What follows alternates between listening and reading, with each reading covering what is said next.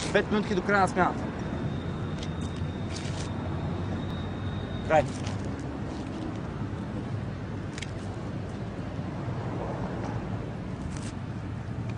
О, пиленце, пиленце.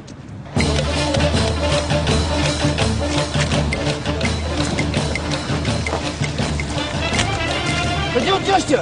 А? Къде отиваш ти, бе, момченце? А? Самолет ли караш? Старши сержант Самуилов, излиза от колата, веднага! Колата бързо да ти кажа аз на тебе. И документите да ми покажеш. Ей там, пред колата веднага. Документите, момент. Кажи аз тук къде си ми фръкнал. Това тараляста. Айде. Тука.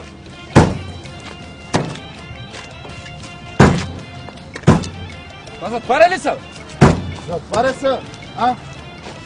Ти, господине, книжка имаш ли, бе? Ето е книжката, ето е. Новата. Така. А правилата за движение знаеш ли ги? Знам ги, как да не ги знам.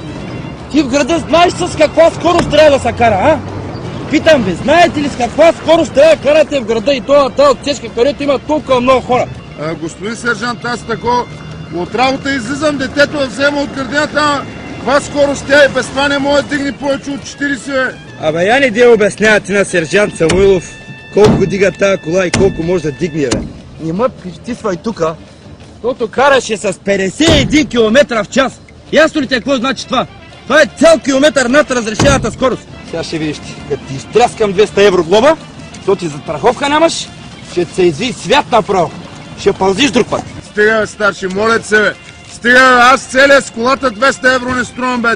Заплата 10 лева, 20 там и аз се събират ти на мене курс, акъл не дей ми да. Плащам, бе.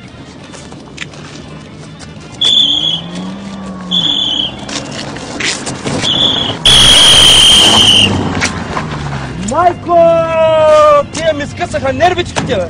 Шамарът пристига до тук, знаем вето. Хайде всички пички, скачите във ростосето. Раят е тук на земята, пари, коли, жените. Кой свирна, бе? Кой свирна, бе? Ти ли свирна, бе? Кой свирна, бе? Попитай, бе! Кой, бе? Сега, глоба ли да плащам или да му кажа кой свирна, а? Това не е стихията, виновен ли съм?